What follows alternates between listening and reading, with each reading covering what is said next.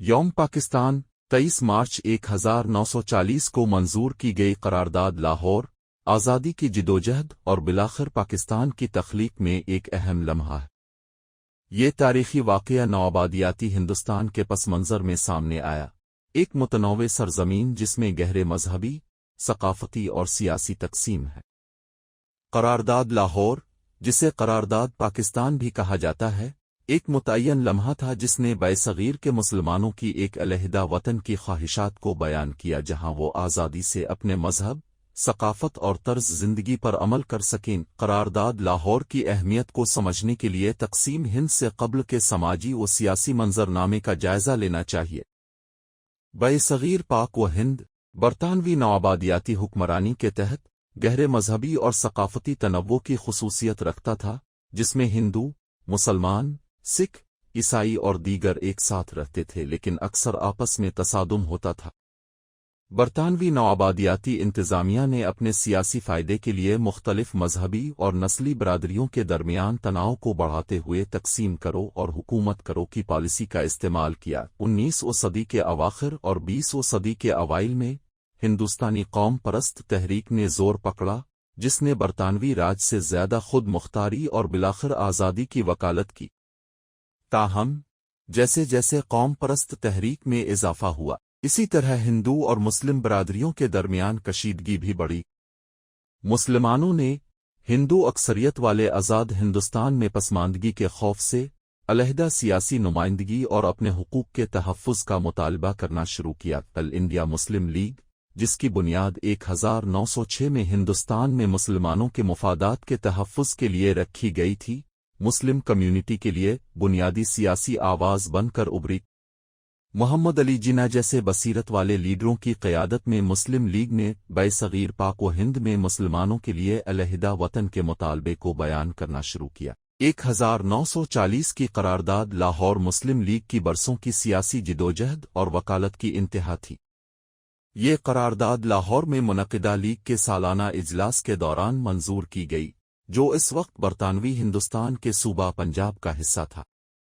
یہ ایک تاریخی لمحہ تھا جس نے پورے برصغیر کے مسلم لیڈروں کو اکٹھا کیا تاکہ وہ خود ارادیت اور خود مختاری کے اپنے اجتماعی مطالبے کو بیان کر سکیں۔ قرارداد لاہور مولانا ظفر علی خان، چودھری خلیق اعظمہ، سر محمد ظفر اللہ خان اور دیگر کی سربراہی میں ایک کمیٹی کے ذریعہ تیار کی گئی تھی، جس میں مسلم لیگ کے ان خطوں میں آزاد ریاستوں کے قیام کے مطالبے کا خاکہ پیش کیا گیا جہاں مسلمان اکثریت میں تھے۔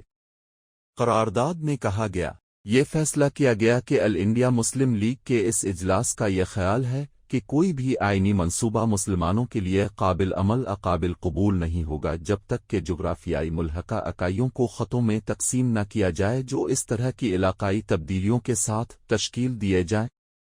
ضروری ہے کہ جن علاقوں میں مسلمان عددی طور پر اکثریت میں ہیں، جیسا کہ برطانوی ہندوستان کے شمال مغربی اور مشرقی زونوں میں ہیں، ان کو آزاد ریاستوں کی تشکیل کے لیے گروپ کیا جائے جس میں آئینی اکائیاں خود مختار اور خود مختار ہوں گی۔ اس قرارداد نے متحدہ ہندوستان کے اندر آئینی اصلاحات کے مسلم لیگ کے پہلے مطالبات سے ایک اہم رخصتی کی نشاندہی کی۔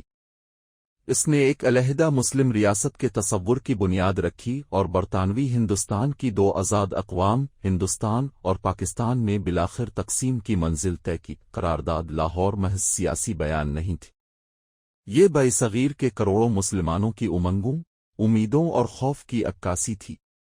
بہت سے مسلمانوں کے لیے علیحدہ وطن کا مطالبہ صرف سیاسی نمائندگی کا نہیں تھا بلکہ متحدہ ہندوستان میں احساس محرومی اور امتیازی سلوک کے باوجود اپنی الگ شناخت، ثقافت اور طرز زندگی کو برقرار رکھنے کا تھا۔ قرارداد لاہور کی منظوری نے مسلم لیگ کو تقویت بخشی اور پاکستان کی جدوجہد کو تقویت دی۔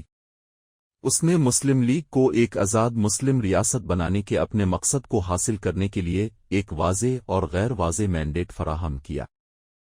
اس قرارداد نے برصغیر بھر کے مسلمانوں کے لیے خود ارادیت اور خود مختاری کے مطالبے کے پیچھے متحد ہونے کے لیے ایک پکار کا کام کیا۔ قرارداد لاہور کے بعد کے سالوں میں برطانوی ہندوستان کے سیاسی منظرنامے میں نمایاں ہلچل ہوئی۔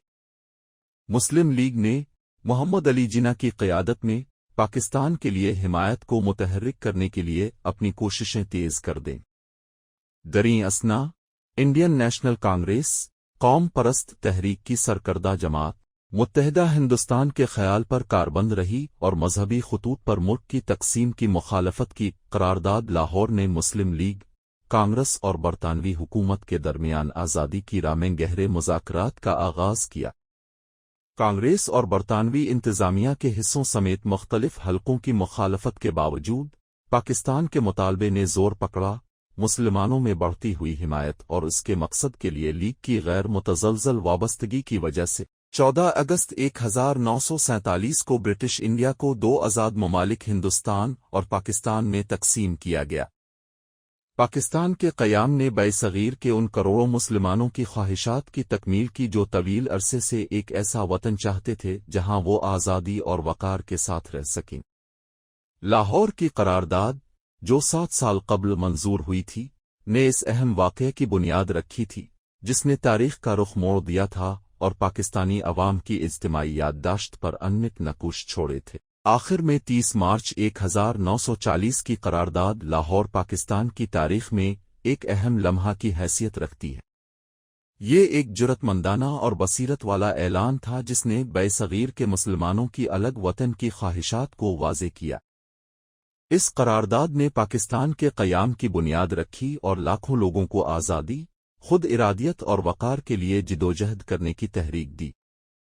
آج قرارداد لاہور کو پاکستان کی جدوجہد آزادی اور مشکلات کا سامنا کرنے والے اس کے عوام کی لچک کی علامت کے طور پر یاد کیا جاتا ہے اور